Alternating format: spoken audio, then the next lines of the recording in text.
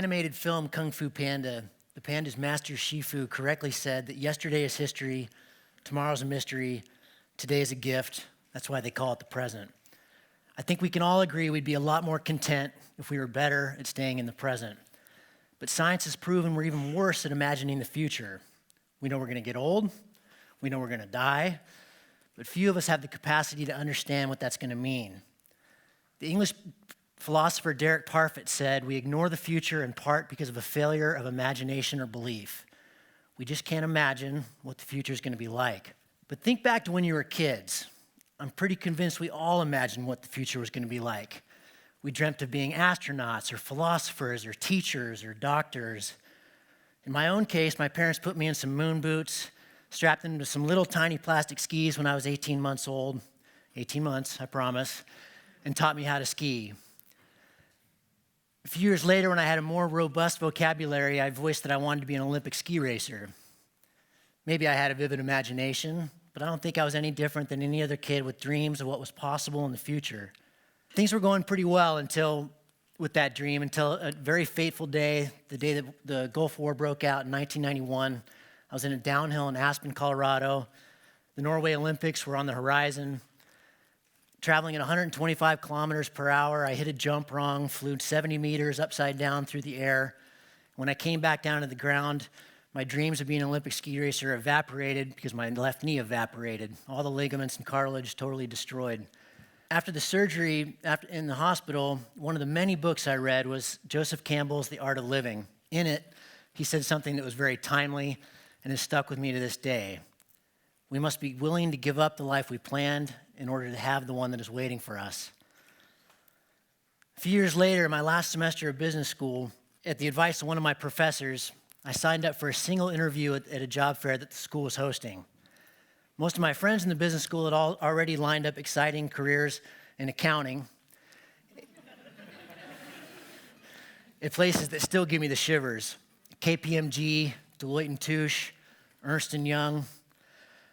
So I went down to the Men's Wearhouse and I bought the one suit and tie and pair of loafers that to this day I've ever worn. And I went in and sat down across from a 30-something guy who was very handsome, slick back hair, looked like he was straight out of the movie Wall Street. He explained that his company leased airplanes, and he excitedly bragged that if I got the job, I'd be expected to work 80 to 100-hour weeks. In a couple decades, by the time I was 40 years old, he could pretty much guarantee I'd be a millionaire. He was somewhat taken aback when I looked shocked and horrified and said, "Why in the hell would I want a job like that?" Needless to say, I didn't get the job. So while my business school friends in arms were heading off to start their exciting careers in finance, I bought a one-way ticket to Bolivia with money I'd saved up bussing tables to climb in the Andes. Curiously, when I told those same friends of my plans, they all said the same thing. God, I wish I could do that. Those words, I wish I could do that. I think Kung Fu Panda would disapprove. What if instead we just did? By the time I was in my late 20s, I'd held almost 50 jobs. The jobs themselves didn't matter too much. I commercial fished in Alaska, ran chainsaw for a hotshot crew, bartended and waited in tables in too many restaurants to count, built stages for the ballet. $1,500 in savings meant I could head off to Central America and kayak first ascents for 6 months and, in my mind, live like a king. And then in my late 20s, I got the job that in some ways changed it all, and it was for the worst pay. For $50 a day, I got a job instructing for Outward Bound in the Pacific Northwest, running mountain river courses, where my job title was basically take kids into the outdoors and help them appreciate and understand and explore the natural world. Frankly, I couldn't believe I was getting paid anything. And at the end of those 30-day courses, I always left those kids with a quote. It was basically my attempt to help them with the transition back into the real world. Most of these kids had never climbed a mountain, they'd never rafted a river, many of them had never seen snow, and I wanted the spark in their eyes to have a chance against the pull of their flip phones. This was a pre-smartphone era. I can't imagine what instructors are dealing with these days. But the quote was by an 80-year-old woman named Nadine Stair. You've probably heard it. "If I had to live my life over, I'd dare to make more mistakes next time. I'd relax. I'd limber up.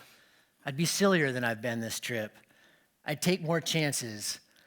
I'd climb more mountains. I'd swim more rivers. I'd eat more ice cream and less beans. I'd perhaps have more actual troubles, but fewer imaginary ones. Oh, I've had my moments, but if I could live my life over, I'd dare to have nothing else, just moments, one after another, instead of living so many years ahead of each day. You see, I'm one of those people who never goes anywhere without a hot water bottle, a thermometer, a rain jacket, and a parachute. If I had to live my life over, I'd go lighter next time. If I had to live my life over, I'd start barefoot earlier in the spring, and I'd stay that way later in the fall. I'd go to more dances. I'd ride more merry-go-rounds. I'd pick more daisies. Helen Keller gave us the abridged version, which is quite a bit easier to remember. Life is either a daring adventure or nothing at all. This morning, I'd like to take you all on a few adventures that I've been lucky enough to have. First, we're going to go sailing. After the stints with Outward Bound, I decided I really wanted to sail around the world, but I had no idea how to do it, and I certainly didn't have enough money for a boat. So I created a business to take people to the most remote places on Earth, to kite surf, paraglide, and explore. I spent 13 years, almost straight years at sea, visited, in some case lived in 90 countries, and circumnavigated twice. This footage was shot in 2010 and 2011 in Madagascar, Mozambique, South Africa, and the Cape Verdes. As we were sailing into the Bazaruto archipelago, Jody and I kind of at the same time looked at each other and went, "You've got to be kidding me, we can fly that." Pleased to meet you, you opened up my eyes. Let me know what's inside. Wanna know you.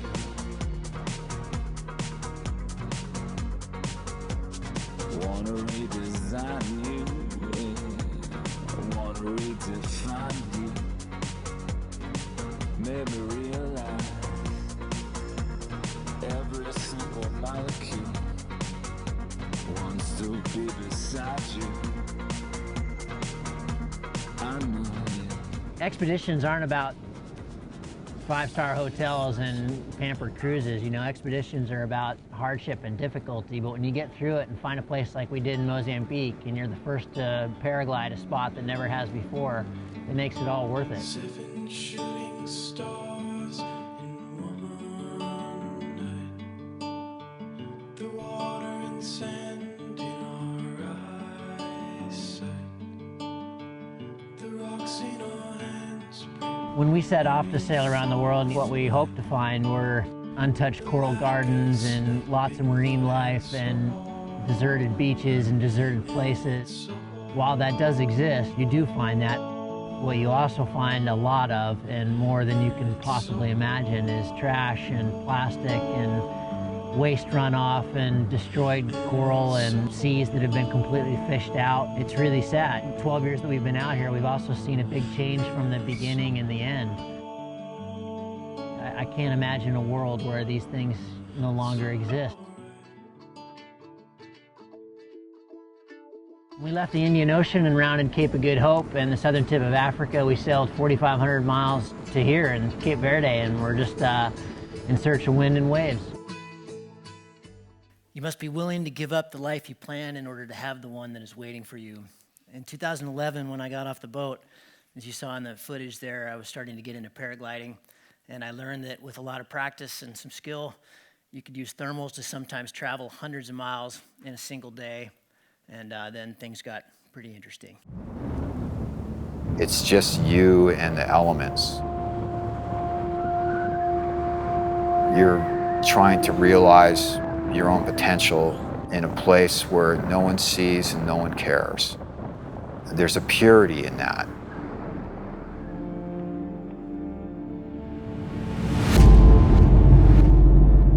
Got a little saying that you've got to be dumb enough to want to do this and smart enough to get it back to the ground safely.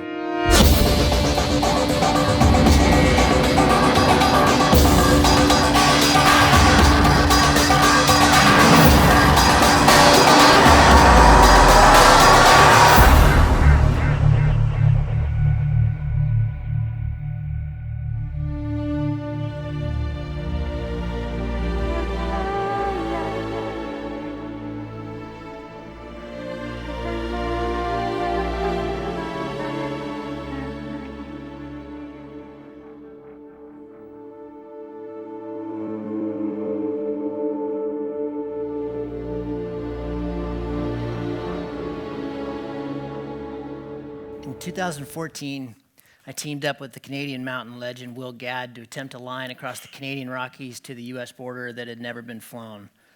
Imagine flying thousands and thousands of feet above the Earth's surface with no idea where you're going to end up. We got the opportunity the first day of the expedition, just hours after I met Will for the first time, to fly over a mountain many of you will recognize, Mount Robson, the highest mountain in the range. Yeah, it seems to be primarily out to the east out there, but what do you think? You want to run in there and have a look-see? I'm worried we're going to get pushed deeper than we want. Yeah, I agree. I don't think we want to get too far. I don't think we want to get east of Robson at all, but we could dive in the front side here. It's the flight of a lifetime if we can do it. Nobody's ever done that. Mount Robson is the tallest peak in the Canadian Rockies, 12,972 feet, just under 13,000 feet. And maybe 100 times I've driven by Mount Robson, I've probably seen it 10 times. So 10%, you can actually see the mountain. And then out of those days, mostly it'd be way too windy in there to fly a paraglider. It's so big and it dominates the landscape around it so much that it kind of creates its own weather and super powerful wind systems in the valleys. Think we should go?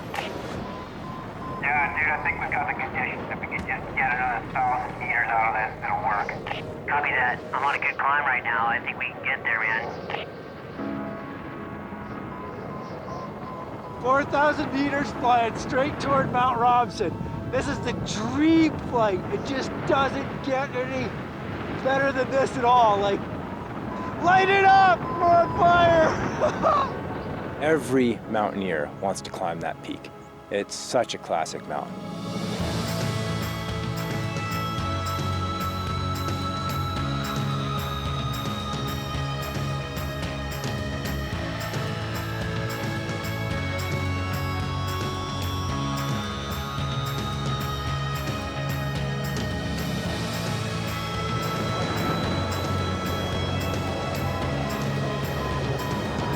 That's a once-in-a-lifetime event. Flying over Robson? You just don't get to do that.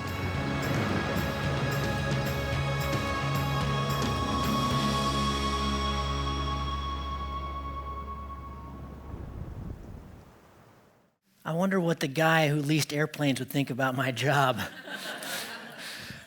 In 2016, after 6 years of dreaming and scheming and convincing myself that everybody was wrong and it was possible to cross the entire length of the Alaskan range unsupported by a foot and paraglider, I set off to see if it was possible. It took 37 days to find out that it could.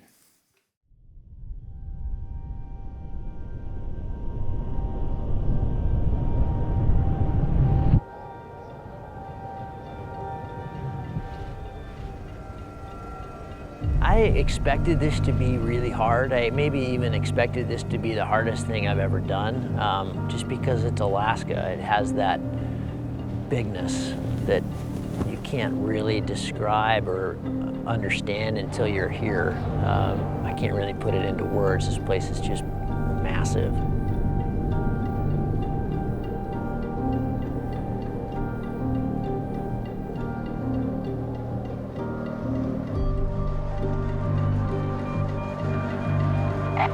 Gavin, do you copy and save? Gavin, you have a copy. I'm crossing Foraker River.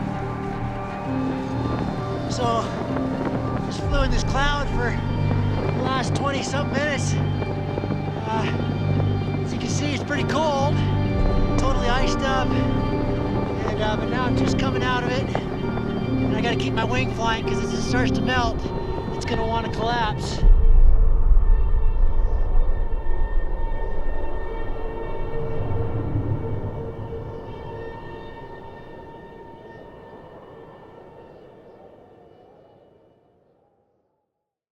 You must be willing to give up the life you planned in order to have the one that is waiting for you. We began this talk with a known fact that we're all pretty bad at imagining the future. To me, even worse is imagining a future that doesn't happen and that you don't get to live. But I believe if we steer our lives down a safe path, it's inevitably the wrong path. And if it's the wrong path, it leads to regret. And if it leads to regret, then what do you think Kung Fu Panda would think about that? A few weeks ago, I started my greatest adventure. When this little angel is old enough to understand, I'm going to leave her with another little saying that Joseph Campbell left us. As you go the way of life, you will come across a great chasm. Jump. It's not as far as you think. Thank you.